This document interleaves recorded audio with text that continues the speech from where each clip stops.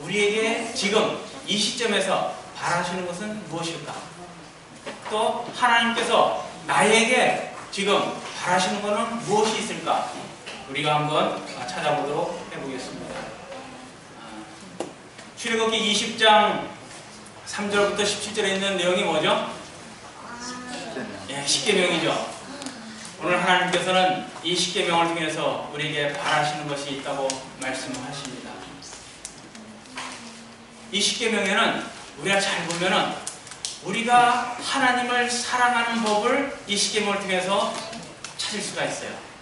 또 하나는 우리가 사람을, 이웃을 사랑하는 법을 이 십계명을 통해서 우리가 찾아볼 수가 있습니다.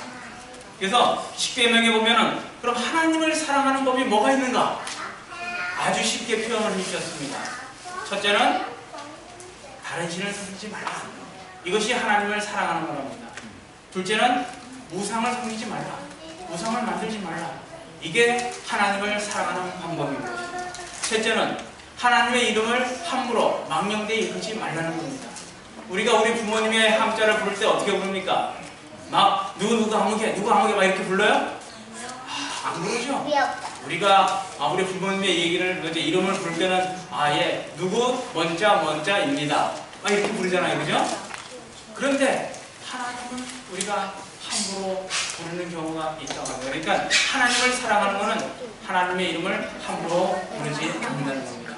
또 하나는 하나님을 사랑하는 방법은 안식일을 잘 지키는 거랍니다.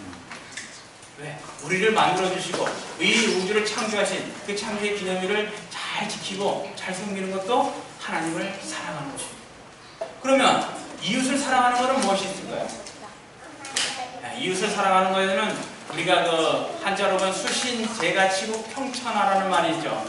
그래서 가정을 나를 잘 다스리고 가정을 잘 다스리고 그렇게 하다 보면은 온 나라도 잘 다스릴 수 있다, 이런 말씀입니다. 그래서 우리가 이웃을 사랑하는 방법은 첫째는 부모님께 공경해야 합니다. 부모님을 공경을 할 때 이웃을 그러니까 부모님께 지키고도 하는 사람이 이웃의 해를 지키는 사람은 극히 드물다고 합니다. 또 이웃을 사랑하는 방법은 살인하지 않는 겁니다. 여러분은 살인합니까? 우리 살인 안 하죠? 네. 살인할 생각도 못 하고 있죠? 네. 우리는 하나님을 사랑하고 있는 겁니다. 또 이웃을 사랑하는 것은 간음하지 않는 겁니다. 그런 사람은 이웃을 사랑하는 사람이라고 얘기합니다. 또 도적질하지 않는 사람입니다. 거짓말하지 않는 사람입니다. 이웃의 것을 탐내지 않는 사람입니다. 이것이 우리가 이웃을 사랑하는 방법입니다. 우리는 이 십계명을 통해서 하나님께서 오늘 우리에게 바라시는 것이 뭐가 있을까요? 딱 한 단어로 말하면 사랑하라고 말씀을 하고 계시는 겁니다. 하나님께서는 이 십계명을 통해서 우리가 하나님을 사랑하고 이웃을 사랑하고 정말 진실한 마음으로 사랑하라고 지금 이렇게 말씀을 하고 있습니다.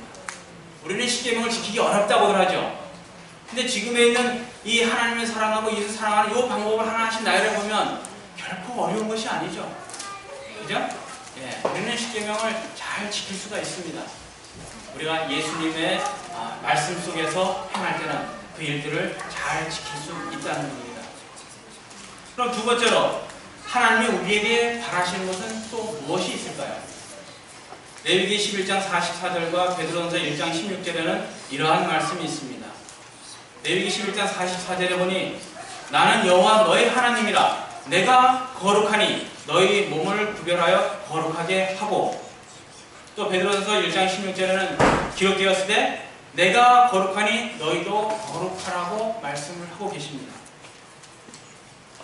하나님은 세상에 이 세상과 또 세상의 더러운 것과 죄와 부정한 것들과 구별되었으니 우리에게도 부정한 것과 더러운 것과 세상과 죄 속에서 구별된 삶을 살 뿐만 아니라 우리의 성전된 우리의 몸까지도 구별하라고 지금 말씀하고 있습니다. 이것이 뭐예요? 우리를 거룩하게 하라는 겁니다. 우리의 마음을 이 세상과 구별하는 겁니다. 그것이 하나님이 우리에게 바라시는 것입니다. 우리가 세상과 같이 동요돼서 세상에 하는 사람들과 똑같이 행한다면 우리가 하나님 믿는 그리스도인이라고 말할 수가 없겠죠. 그래서 하나님께서는 우리가 참된 그리스도인, 즉 하나님을 사랑하는 사람이 되기 위해서는 우리 보고 거룩한 사람이 되라고 했습니다. 세상과 구별하라는 겁니다. 그리고 세 번째로 하나님이 우리에게 또 바라는 것이 있습니다. 마태복음 5장 44절에 이러한 말씀이 있습니다. 나는 너희에게 이르노니 너희 원수를 사랑하며 너희를 핍박하는 자를 위하여 기도하라. 하나님은 세상 사람들이 할 수 없는 일을 우리에게 지금 하라고 말씀하고 있습니다. 하늘 가는 백성이 갖춰야 할 덕목을 말씀하셨습니다. 예수님께서 우리에게 이르시되 너희는 원수를 사랑하며. 여러분의 원수는 누굽니까? 나의 원수는 누구일까요? 가까운 사람. 이 왼수 덩어리 있죠? 그 왼수 덩어리. 부모님들의 왼수 덩어리는 자식이죠. 네? 그리고 아내의 왼수 덩어리는 남편입니다. 그런데 오늘 이 말씀 속에서 하나님께서 너희 원수를 사랑하라고 말씀하셨습니다. 굉장히 어렵죠? 쉽지 않아요. 그런데 정말 그를 사랑하고 그를 위해서 또 기도하라고 말씀을 하십니다. 그것이 누가? 하늘 가는 하늘 백성이 갖춰야 할 덕목 중에 하나라고 이렇게 말씀을 하고 있습니다. 여러분도 아마 잘 아는 일화일 겁니다. 어느 여신도가 이 남편의 온갖 학대와 이런 못살게 구는 것에 견디다 못해서 목사님을 찾아갔습니다. 목사님을 찾아가서 목사님, 제가 우리 남편을 도저히 못 살겠다고, 나 이혼할 수 있도록 이혼하려고 하니까 이혼할 수 있도록 도와달라고. 딱 그러니까 이 목사님이 하는 말씀이 있었죠. 예, 알겠습니다. 제가 이혼할 수 있도록 도와드리겠습니다. 그런데 딱 한 달만 제가 시키는 대로 집에 가서 해보십시오. 예? 그것이 뭡니까? 그러니까 이 목사님 말씀하셨죠. 이제 한 달이면 그 사람은 영영 헤어질 사람입니다. 그러니까 한 달 동안 그 남편이 원하는 거 다 해주세요. 해달라는 거 다 해주라고. 그리고 맨날 웃는 얼굴로 다 해주라고, 기쁘게. 그리고 그를 위해서 매일매일 기도해 주라고. 그런 얘기를 듣고는 이제 집으로 돌아왔어요. 근데 정말 이 남편이 꼴보기 싫어요. 그런데 목사님이 말씀하셨으니까 그래, 한번 순종하는 마음으로 해보자. 그래서 웃으면서 해달라는 거 해줍니다. 처음에는 남편한테 이상한 눈을 쳐다보니 뭐야 이거? 그러죠. 그런데 그렇게 하다가 한 달이 지났어요. 한 달이 지났는데 목사님은 그분이 올 줄 알았는데 안 오시는 거예요. 그래가지고 이제 연락을 해서 만났어요. 아니 왜 이제 우리 한 달 지났으니까 이제 이혼하러 가야 되는데 왜 안 오시냐고, 같이 가자고. 딱 그랬더니 목사님 우리 이혼할 필요 없어요. 그러니까. 왜 그러냐고. 한 달 동안 제가 그렇게 했더니 우리 남편이 변했어요. 우리 남편이 변하더니 지금은 너무나도 자기한테 잘해준다. 그러니까 결국 뭡니까? 내가 사랑하는 마음으로 변하니까, 그리고 그를 위해서 기도하니까 그가 변해서 정말 새로운 사람이 되는 겁니다. 우리의 원수를 위해서 이렇게 하라는 거죠. 그 원수를 사랑하고, 그것이 가족이 됐든 이웃이 됐든 친구가 됐든 누가 됐든 그를 위해서 기도하면, 정말 진정으로 사랑하는 마음으로 기도한다면 그가 변하는데, 그보다 먼저 누가? 제가 변하는 겁니다.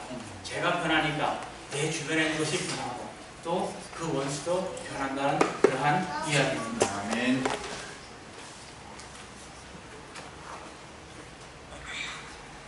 또 하나님께서 우리에게 바라시는 것이 있습니다. 마태복음 16장 24절에 보면 이에 예수께서 제자들에게 이르시되 아무든지 나를 따라오려거든 자기를 부인하고 자기 십자가를 지고 나를 좇을 것이니라.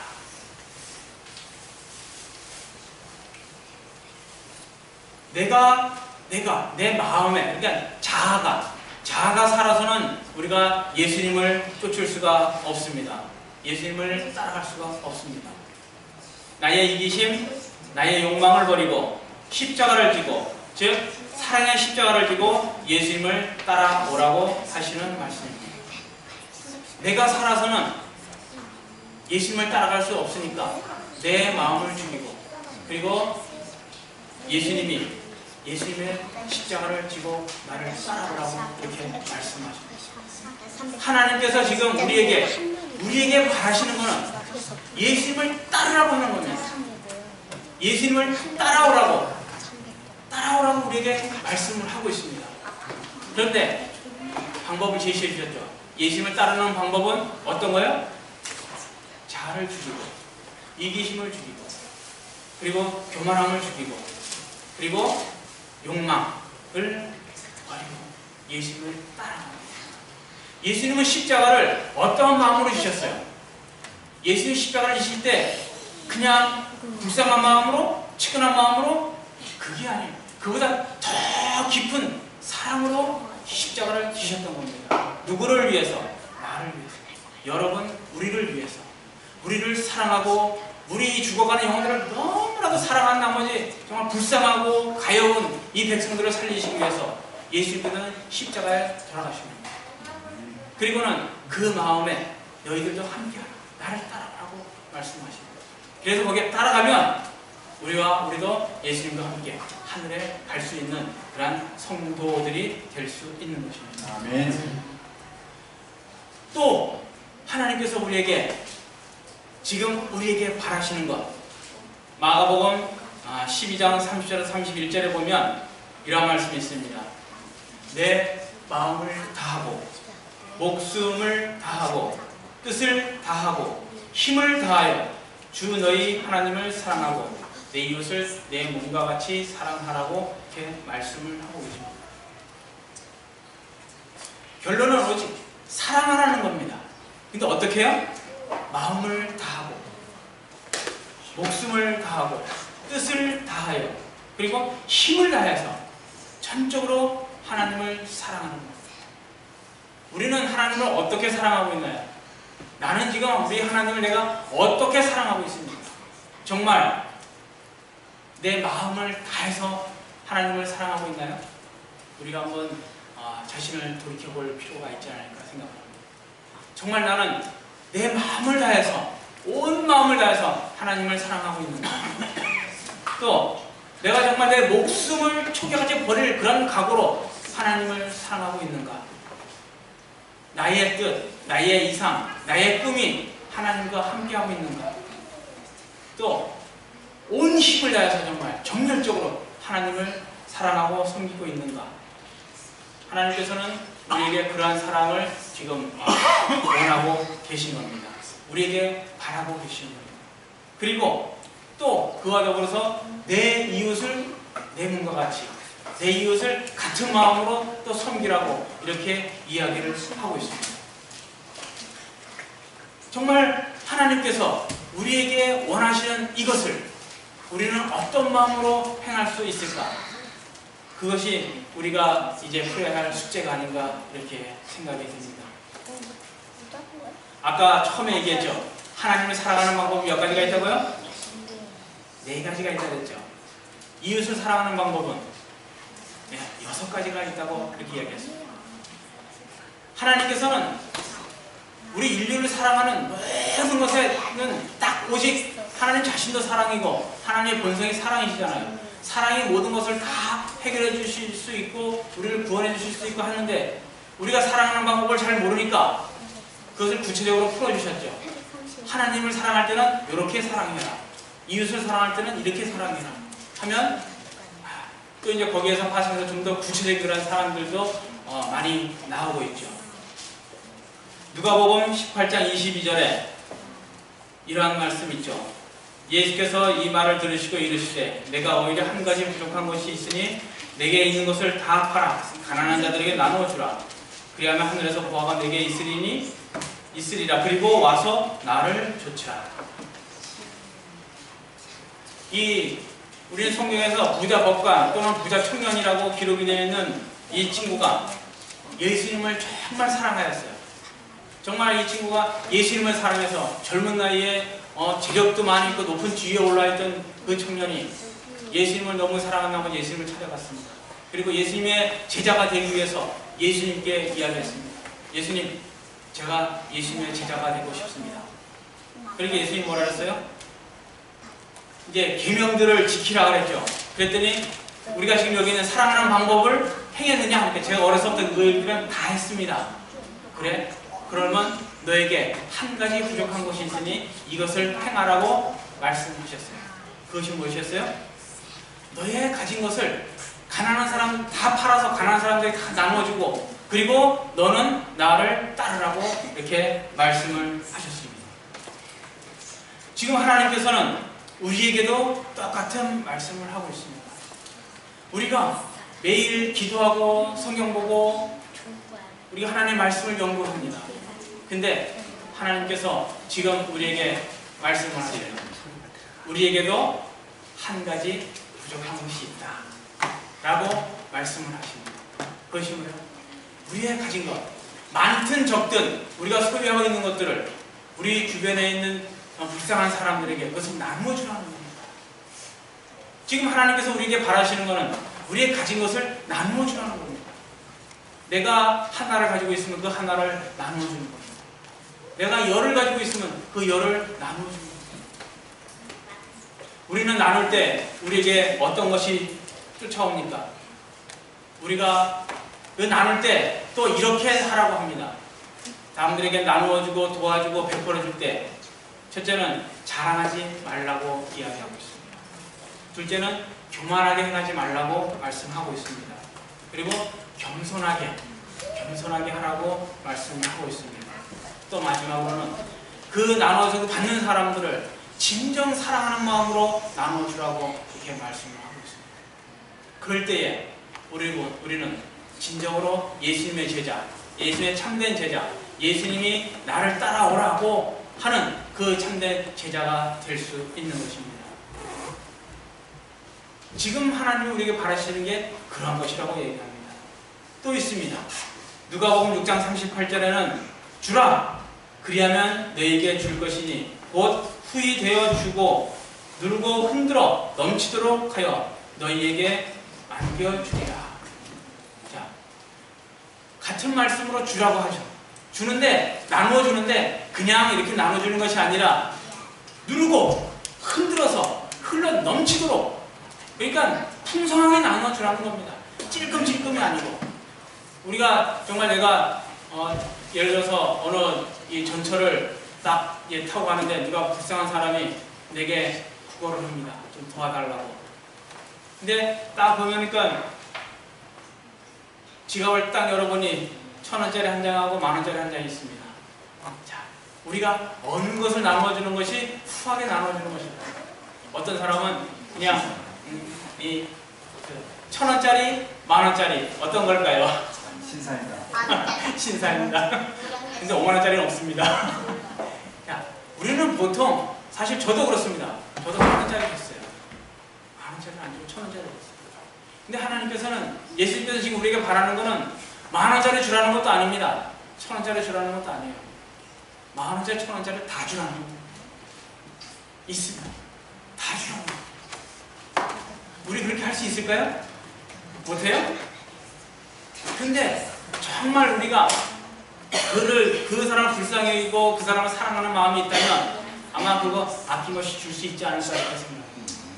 내가 내 자식에게 뭔가를 줄 때 저 이 자식이 정말 나에게 귀여우고 정말 사랑스러운데 나에게 뭐 이렇게 부탁을 해, 뭐 달라고 그래요. 그러면은 정말 어깨가 있는 걸 탈탈 털어서 주고 싶어요. 네? 그게 이제 부모의 마음 아니겠어요? 왜? 내 자식을 사랑하니까. 그러니까 우리가 이웃을 사랑하면 그 사람을 위해서 후히 줄 수가 있는 거죠. 더불어서 우리가 하나님께도 후히 넘치게 드릴 수 있는 겁니다. 그럴 때 하나님께서는 우리에게 더 큰 것으로 우리를 보상해 주신다는 또한 약속의 말씀도 함께 하고 계시는 겁니다. 이제 마지막으로 하나님께서 우리에게 바라시는 것이 있습니다. 요한복음 3장 3절에 보니까 이러한 말씀이 있습니다.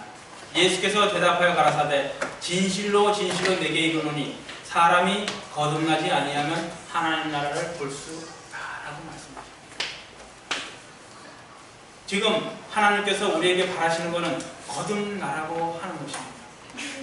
거듭나면 어떻게 된다고요? 거듭나면 하나님 나라를 볼 수 있다고 말씀을 하십니다. 하나님 나라를 볼 수 있다는 것은 하나님 나라 갈 수 있다는 말이죠. 우리가 하나님 나라를 볼 수 있는 사람은 또 하나님을 볼 수 있겠죠. 마태복음에 보면은 또 이런 말씀이 있습니다. 5장 8절 보면 마음이 청결한 자는, 팔복에 나오죠. 마음이 청결한 자는 하나님을 볼 수 있다고 말씀을 하십니다. 즉 거듭난 자는 마음이 청결한 자라고 해석을 해도 맞다고 생각이 됩니다. 그래서 이 거듭난 자는 마음이 청결한 자인데, 그럼 마음이 청결한 사람이란 어떤 사람일까?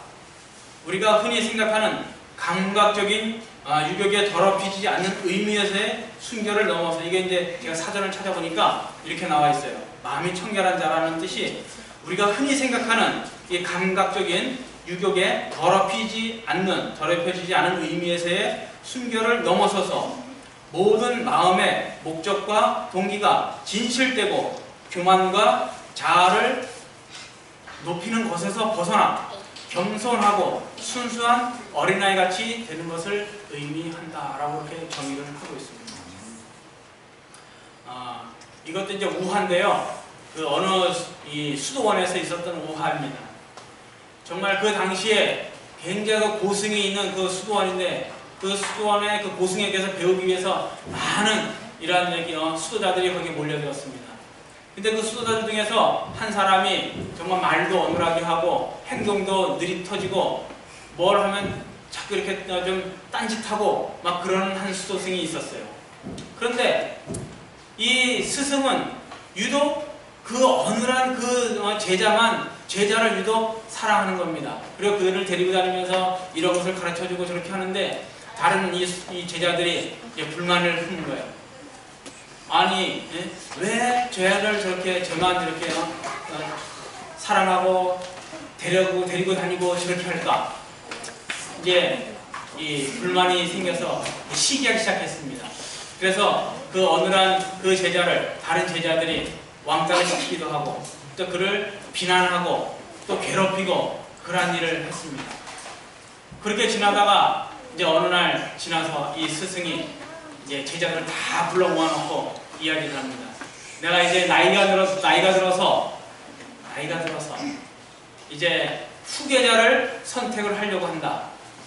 근데 내가 너희들에게 이 문제를 하나 낼 테니까 이 문제를 잘 해결하고 오는 사람에게 내가 이 후계자를 지목을 하겠다라고 이렇게 이야기를 합니다. 그리고는 이 스승이 새를 한 마리씩 나눠주는 겁니다. 그 수도승들에게, 제자들에게 새를 한 마리씩을 다 나눠주는 거예요. 그리고는 너희는 지금부터 오늘 하루 안에 아무도 보지 않는 곳에 가서 이 새를 죽여가지고 나에게 가지고 와라. 그것을 보고 내가 참된 제자를 선별하리라 라고 이렇게 말씀을 하는 겁니다. 그러자 이 제자들은 뿔뿔이 다 흩어졌어요. 새를 한 마리를 가지고. 근데 아니냐 다를까 정말 힘있고 용감하고 항상 모든 일 자신 있는 사람이 제일 먼저 왔어요. 스님, 제가 아무도 없는 새를 잡아가지고 왔습니다. 항상 이 죽은 새를 가지고 왔어요. 그래? 알았다. 저기 와서 앉아있어. 쭉 있는데 거의 모든 제자들이 다 왔어요. 근데 해가 뉘어지는데 이 어느한 제자가 안 오고 있는 겁니다. 왜 하는지 지키고 있는데 마지막으로 훌쩍훌쩍 거리면서 울면서 들어오고 있는 거예요. 그래서 그래, 새를 잡았느냐? 그랬더니 울면서 하는 소리가, 제가 이 새를 잡으려고 아무도 보지 않는 걸 찾는데 도대체 아무도 보지 않는 데가 없는 겁니다. 이 새를 잡는 걸 내가 보고 있고, 일단은 내가 그를 보고 있고, 또 우리 하나님이 저를 보고 있는 겁니다. 제가 도저히 아무도 없는 곳에서 이 새를 잡는 것을 찾지를 못해서, 그래서 저는 새를 잡지 못하고 그냥 살려서 왔습니다. 그 말을 딱 듣자마자 스승은 물론이지만 모든 제자들이 긍정할 수밖에 없었습니다. 그리고는 이 어느한 제자가 그 스승의 후계자가 되었습니다. 그리고 모든 제자들은, 다른 제자들은 그 어느한 제자를 스승으로 받들고 다 따랐습니다. 우리가 여기서 무엇을 볼 수 있을까요? 우리가 아무리 은밀하고 서서 뭘 한다 할지라도 항상 내가 하고 있는 일을 내가 알고 또 하나님이 알고 있는 거예요. 우리는 정말 아무도 없다 할지라도 우리의 마음에서 진실대로 그 순수한 마음을 가지고 있을 때 그 사람이 거듭난 사람이라고 우리는 말할 수가 있다고 생각합니다.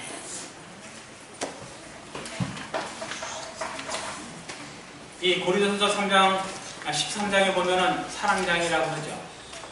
고린도전서 13장은 사랑장입니다. 우리가 산을 옮길 만한 믿음, 여러분, 믿음이 얼만큼 있으면 우리가 산을 옮길 수 있다고 얘기합니까?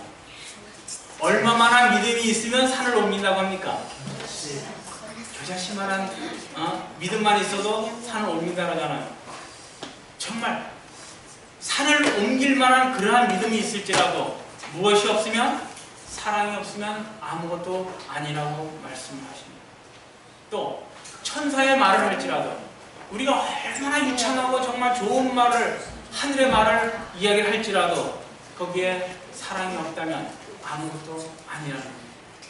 또 내 몸을 불사르게 내어줄지라도, 정말 장렬한 순교자가 될지라도 사랑이 없다면 쓸데가 없는 겁니다. 나에게 있는 모든 것으로 다른 사람을 구제할지라도 사랑이 없다면 우리는 아무것도 할 수 없는 것입니다.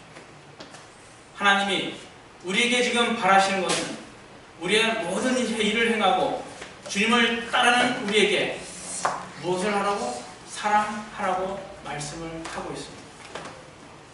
사랑할 때 우리는 하나님이 바라시는 그 일을 할 수 있고, 그 사랑할 때 그 사랑이 가득 찬 저 하늘에 우리가 갈 수 있는 겁니다. 사랑하지 못하는 사람은 하늘에 갈 수 없어요. 왜? 그것은 사랑하는 사람들만 모이는 곳이기 때문에 그렇습니다. 우리는 사랑해야 합니다. 정말 그냥 말로만의 사랑이 아니라 이제부터 하나씩 한번 우리가 실천해보면 어떻겠습니까?